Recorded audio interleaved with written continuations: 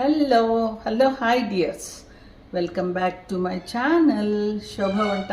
మీ ఇంటకు స్వాగతం.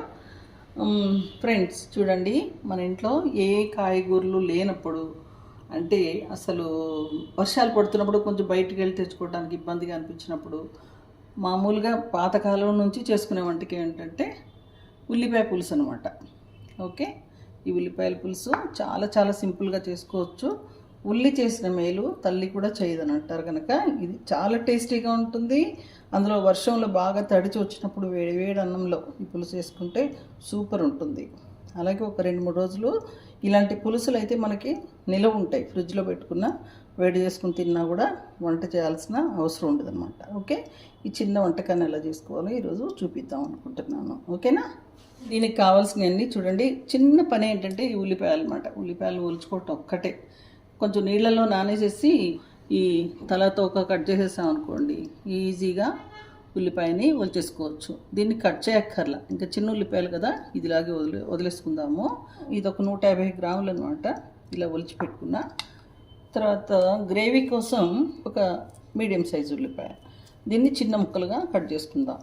ఒక వెల్లుల్లిపాయ, దీన్ని కూడా ఒలిచి చిన్న ముక్కలుగా కట్ చేసుకోవాలి. ఒక టమాటో, ఓకే, దాన్ని కూడా చిన్నగా తరుక్కోవాలి. ఒకే ఒక పచ్చిమిరపకాయ పెద్దది, చిన్నవి అయితే 2 వేసుకోండి, మీ కారానికి తగినట్టు. కొంచెం కరివేపాకు, కొంచెం కొత్తిమీర. ముఖ్యంగా పులుసులకు కావాల్సినవి చింతపండు ఒక చిన్న ఇంత ఉసిరికాయ సైజు చింతపండు నానబెట్టుకుని వేడి నీళ్ళలో మంచిగా పులుసు చిక్కగా తీసుకున్నా. వేడి నీళ్ళలో నానబెడితే కొంతసేపు చక్కగా వస్తుందన్నమాట. తర్వాత మెంతులు, ఆవాలు తాలింపుకి. ఇంకా మసాలాలు పెద్దగా అవసరం లేదు మనకి. ఉప్పు, కారం, పసుపు, నూనె, అంతే. చేస్తుందామా? చూడండి, ప్యాన్ వేడి చేసుకుని 6 టేబుల్ స్పూన్స్ అనమాట ఆయిల్ వేసుకోవాలి. ఎందుకంటే ఉల్లిపాయల పులుసు కొంచెం నిలువ ఉంటుంది కదా, బాగుంటుంది కూడా. అస్సలు నూనె మట్టుకు తక్కువైతే ఈ కూరకి టేస్ట్ రాదు. ఓకే, ఆయిల్ వేడెక్కిందండి. 1/2 టీ స్పూన్ ఆవాలు వేసుకుంటున్నా, 1/2 టీ స్పూను మెంతులు. ఆవాలు చిట్టుపట్లాడుతున్నాయి కదా, వెల్లుల్లిపాయ ఇట్లాగా ముక్కలు కోసి పెట్టుకున్నాను, వేసేద్దాం. ఒక పచ్చిమిరపకాయ ఇలా కట్ చేసుకున్న, కరివేపాకు. వెల్లుల్లిపాయ కొంచెం రంగు మారుతుంది చూడండి, చాలు. ఉల్లిపాయలతో వేగుతుంది. ఉల్లిపాయ ఇలా సన్నంగా కట్ చేసుకోవాలి, అంటే మనకి గ్రేవీ చిక్కగా రావాలి కదా. ఇలాగా సన్నంగా కట్ చేసుకోండి. ఇలా సన్నంగా కట్ చేసుకున్న ఉల్లిపాయని వేసేసుకుంటున్నాను. ఉల్లిపాయలు మగ్గడానికి ఉప్పు వేసుకుంటున్నా, 1 టీ స్పూను. తర్వాత కూర మొత్తానికి తర్వాత వేసుకోవచ్చు. చూడండి, ఉల్లిపాయలు ఇలాగా కొంచెం మెత్తబడినట్టుగా అయినాయి కదా, ఎక్కువ వేగక్కర్లేదు, కొంచెం మెత్తబడితే చాలు. ఇది గ్రేవీ కోసం కదా. ఇప్పుడు ఇందులో ఇలాగా మనం ఒలిచి పెట్టుకున్న ఈ చిన్న ఉల్లిపాయలు వేసేసుకుందాం.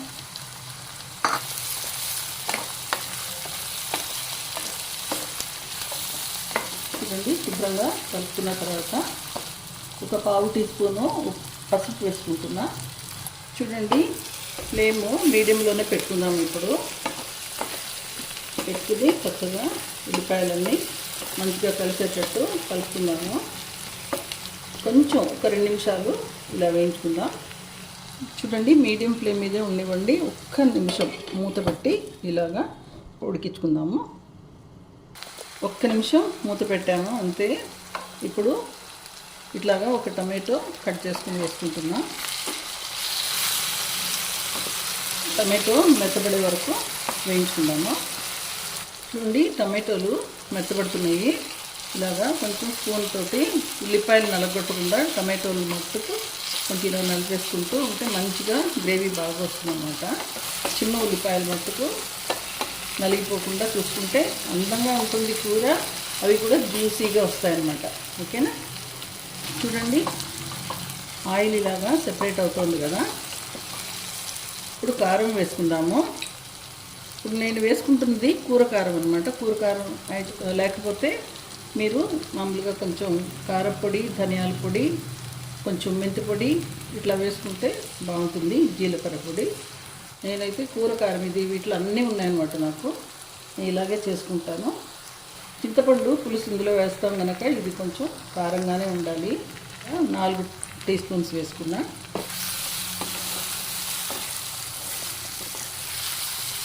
కొంచెం కారం పడకపోతే ఉల్లిపాయల కూర కదా తీయగా ఉంటుంది. చూడండి, కారం వేసిన తర్వాత ఎక్కువగా మాడనివ్వకూడదు. వెంటనే చింతపండు పులుసు తీసుకున్నది వేసేసుకుందాం.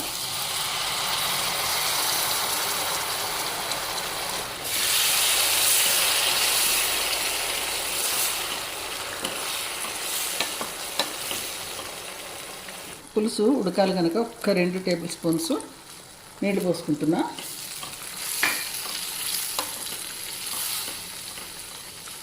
చూడండి, చూస్తుంటేనే నోరూరిపోతుంది కదా, ఎంత బాగా మెరుస్తూ ఆ ఉల్లిపాయలు.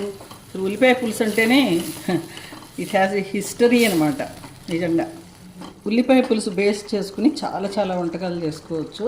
అవన్నీ కూడా వీలైతే నేను చూపిస్తాను, ఎందుకంటే ఇవన్నీ కూడా పాత వంటలు. నేను 50 ఏళ్ళుగా చేస్తున్న వంటలు అనమాట. ఓకే, ఈ పులుసు చూడండి, నూనె పైకి తేలుతూ ఉంది కదా, చాలా త్వరగా అయిపోతుంది కూర. నూనె పైకి తేలుతూ ఉంది కదా, ఇంత చిన్న బెల్లం ముక్క వేసుకుందాం. చాలా బాగుంటుంది. చింతపండు పులుపు బ్యాలెన్స్ చేస్తుంది అనమాట, కారం కూడా ఎక్కువ తెలియకుండా. ఓకే, హెల్త్ కూడా చాలా మంచిది.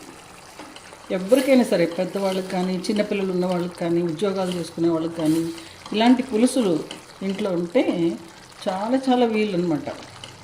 ఎంత ఈజీగా అయిపోతుందంటే, భోజనం అంటే అన్నం వండుకుంటే వేసుకుని చక్కగా పెరుగన్నం తినేస్తే అయిపోతుంది. అంత బాగుంటుంది. చూడండి, ఎంత మిలమిల తడతడి ఆడిపోతుంది, అంత బాగుందనమాట. ఊరికే చెప్పటం లేదు. చూడండి కూర ఎంత బాగుందో.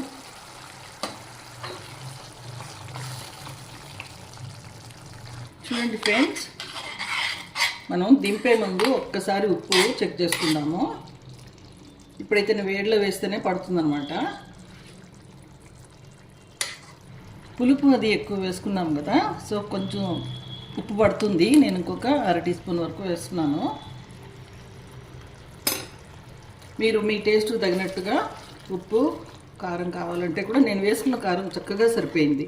ఓకే, మీరు కూడా కారం మీకు తగినట్టుగా వేసుకోండి. చాలా చాలా బాగుంది.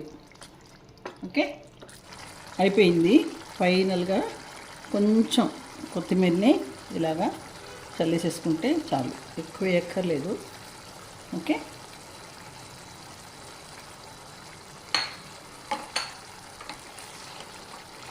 చూడండి, ఇలా ఆయిల్ సెపరేట్ అవుతుంది కదా,